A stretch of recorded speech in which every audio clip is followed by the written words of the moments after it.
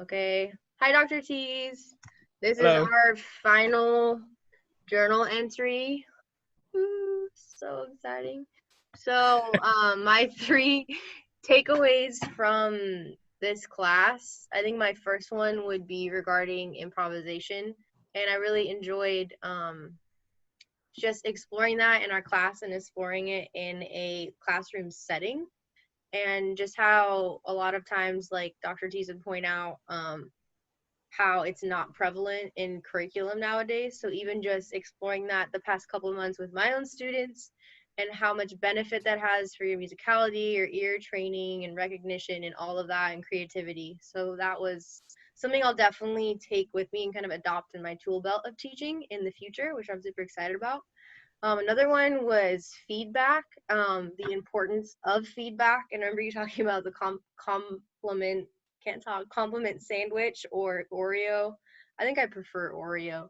Um, and how that's just like on a human level going to be received so much better than on in a way of just getting critique. So again, that's something I've tried to apply all of these things because I have my private lessons every week of okay, how are the kids going to respond to this? So kind of doing my own little lab and seeing how much happier they are and willing to work with you when you respond well to their pieces, give them something and then respond well again. So that's been awesome.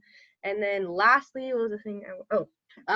Was about the in-person assessment versus the in-person learning versus the online.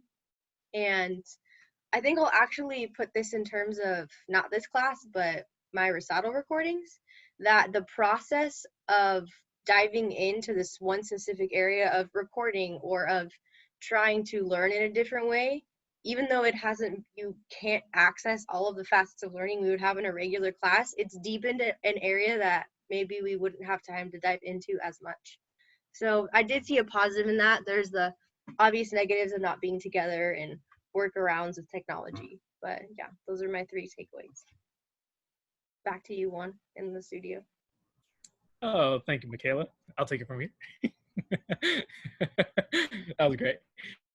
Yeah, I totally agree with a lot of what Michaela says, and she really takes away on the improvisation. I like to add on to that. So it's like, you we've one big takeaway in this class is because most students will think improvisation has to tie right away into jazz genre. They just do. They think improvisation and it's like a big old jolt of fear and stuff like that, especially from a classically trained background person, musician.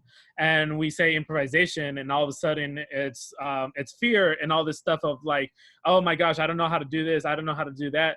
But I think it was great how you had a scaffold throughout this entire semester of improvising just little chunks. It wasn't even like a lot of it, but it's just like take a scale, take a few notes, improvise, teach students, and then work off of that, changing with rhythms, maybe messing with the harmony. Doesn't matter, whatever your lesson plan tied into it.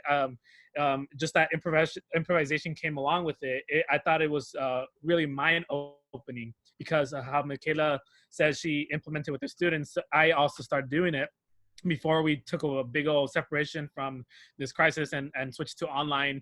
I was already implementing these improvisation ideas with my students of just them simply hearing what I play on my clarinet and they follow me back. So it was a monkey see, monkey do. And I thought it was just like a little turnover of a rock, really. And it was mind opening.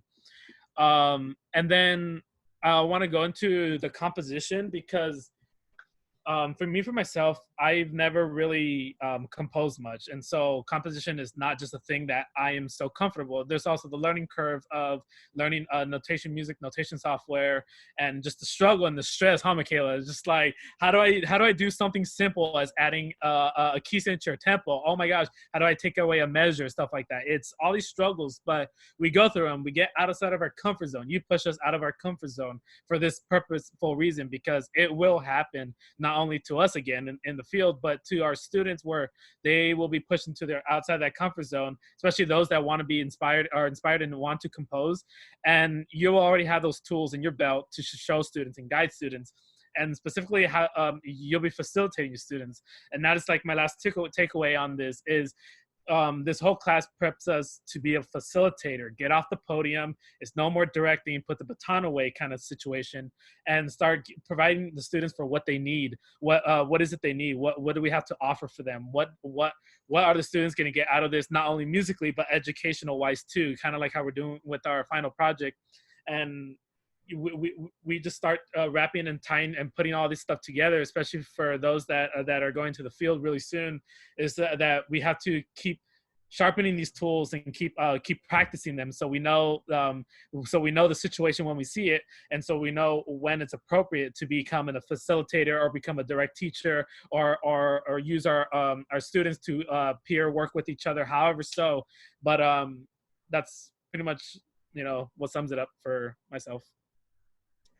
Yeah, well said. I really like the expanding you went on of the improvisation topic and the new perspectives you brought on composition and on the not direct teaching aspects. I feel like there's a whole pool of learning in facilitating in what you said. So yeah.